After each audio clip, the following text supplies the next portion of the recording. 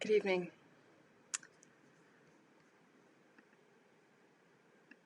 So, let me start with a quote. Bright star, would I were steadfast as thou art, not alone in splendor hung aloft in the night. That's from John Keats. There's actually a movie called Night Star, which I highly recommend. It's a nice love story. So today's meditation is called Steadfast as a Star. And this week we're starting a series on different Hindu goddesses. Actually, let me say first, welcome to the Premier Wellness Travel Meditation Sessions, where I offer space and support for you to breathe, create connections, and raise your vibrations. I'm Cassandra Marcella Metzger. I'm a certified yoga therapist and the founder of Premier Wellness Travel. And I'm here to guide you in the discovery of this very powerful practice. And I'm very excited about what I've got for you today and the rest of the week. I've got it all planned out. So I hope you'll tune in every weekday at 6 o'clock, where I'll be here to guide you to understand possibility, have some stability and routine, and also some kindness and compassion while you learn about some of these yoga goddesses. I'll be offering some tips and resources along the way, of course, as usual, and I'm very glad that you're here. So the first one is, if you can see, use this hand. Everything's mirrored. Durga. So she is the indwelling essence and is the goddess of protection and inner strength. She's actually like the mother goddess. She gives birth to some of the other goddesses. And she's got a very interesting story where she slays two demon brothers who screwed everything up on Earth. And a wise sage came to her to come and help save the world because there was a loophole about women. And while she's fighting these two demons, she gives birth to these other goddesses. And they object that that's cheating because she's got more helpers on her side. And she said, no, they're part of me. You know, she's all about the community, being a mother. So she's best known for slaying the demons, but she's also the power that enlivens a spiritual awakening in us. She's like a fierce tigress or a guardian, like a mother is, or she's also an enchantress because she's stunningly beautiful. She's kind of a combination of an Amazonian warrior and a mother goddess, like the protector of the world, protector of the people. And her fierceness comes, her strength comes from her uniquely powerful compassion. And that's why I like to think of her as a tigress, even though she rides a lion, and maybe even like that elegant Cartier tigress that like roams the streets of Paris late at night.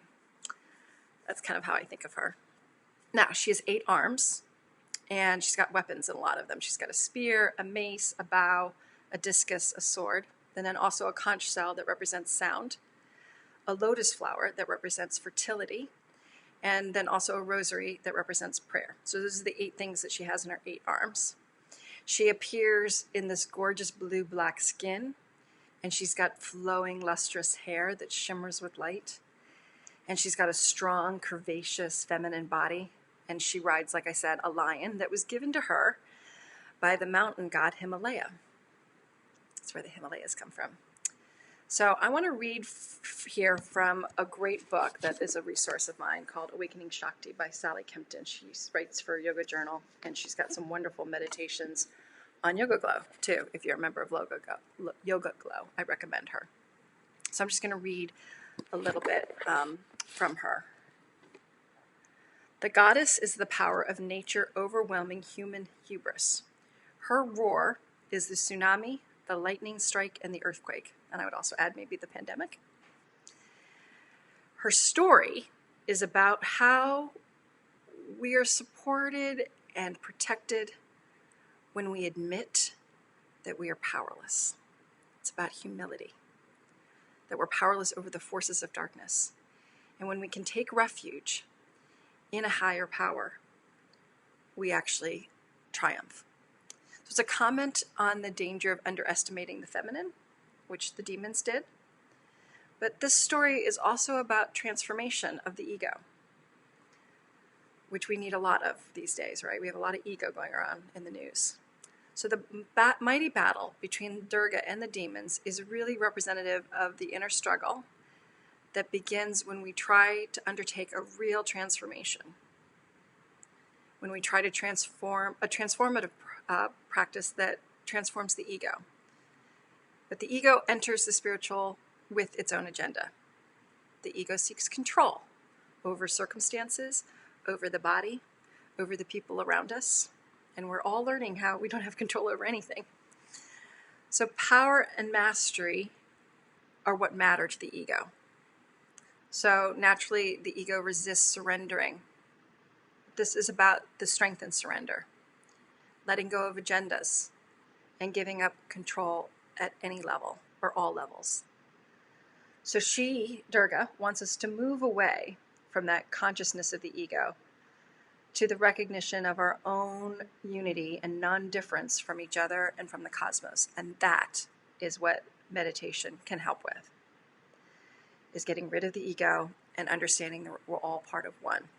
So let's go ahead and get started. I want you to take a comfortable position and close your eyes. And I'm going to do a visualization to invoke the power of the goddess Durga.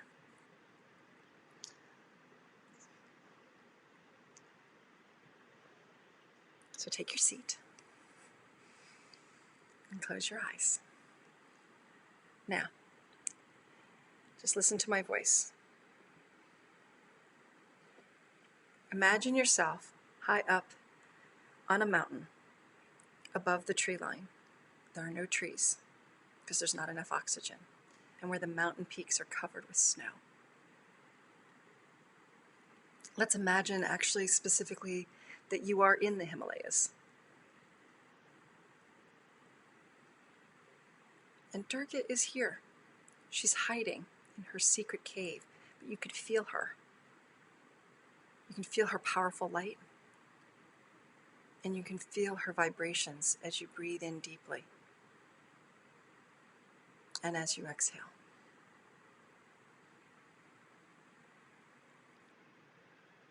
Breathe in, feeling her presence. You just feeling her around you. You don't yet see her. You just sense her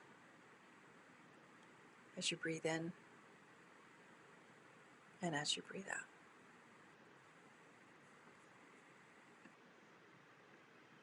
Now don't be afraid. You're here to ask for her. You're here to ask for her protection and for her help. And she will protect you from distorted egos who are wreaking havoc in our worlds, in our minds, and in our sleep. So go ahead and ask for her help. Ask her to safeguard humanity, your sleep, our planet, your health, our loved ones. And you can call her in by reciting a mantra, I bow to Durga. We're going to do that 9 times. So think that as you breathe in, I bow to Durga, and as you breathe out, release all your fears and worries. So we're going to do that 9 times. Breathing in, I bow to Durga. Breathing out, fears and worries. Breathing in, I bow to Durga. And breathing out, breathing in, I bow to Durga.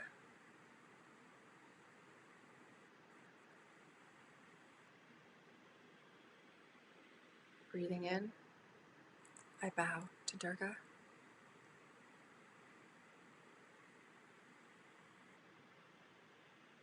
Breathe in, I bow to Durga.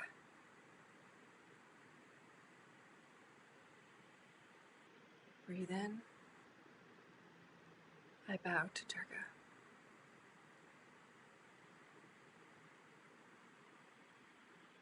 Breathe in, I bow to Durga.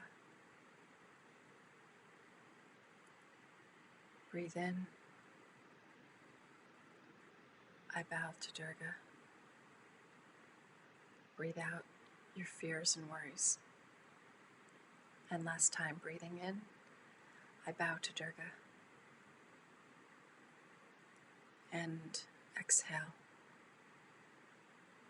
And release. Now, keeping your eyes closed, imagine you actually now do see her rising out of the mountains, riding her lion. She gallops smoothly and elegantly to you until she's right before you. And you're in awe of her shimmering beauty. Her eyes are fierce with a mother's love for you and with compassion for you. Again, that's the source of her strength, is her compassion. She's got red silk wrapped around her blue-black body that's held in place by a golden, glistening girdle. She holds all those weapons and all her symbols in her hands. And she asks you, what do you need? How can I help? So in your mind's eye, tell her what it is that you need to feel safe. Tell her what you want to give to her to release so she can take care of it. You can give up control of fixing it. You can give it and hand it over to her. Tell her what that is. Tell her how you need to be protected, or protected from, who you need protection from.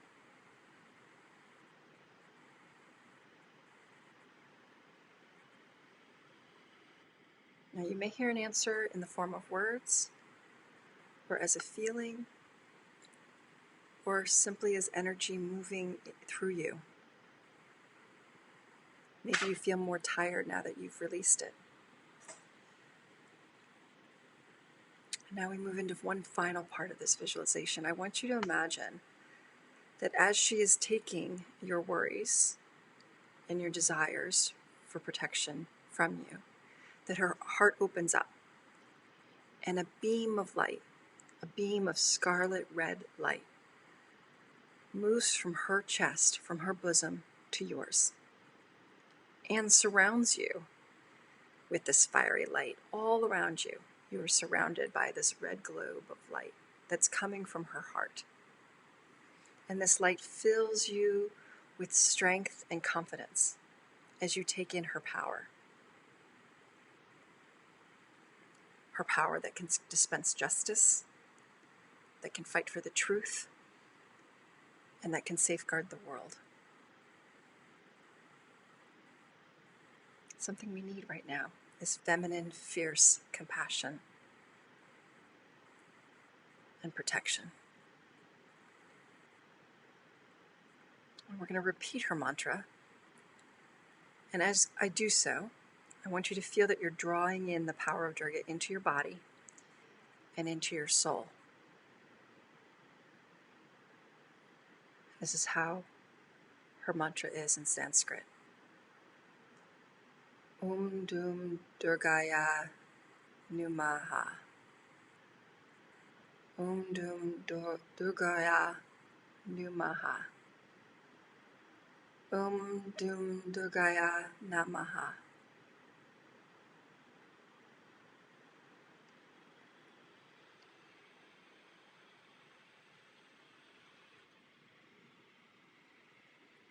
Open your eyes. And I want to show you a picture of Durga so you can have an image in your mind's eye of what she looks like riding her lion with her 8 arms. I had this marked, sorry. Stand by. She gives birth to many of the other goddesses that we're going to be discussing later this week. So they're the ones who come to help her slay the demons, the 2 brothers that screwed everything up. Here we go. I want to show this to you. So you see the lion? Oops, there.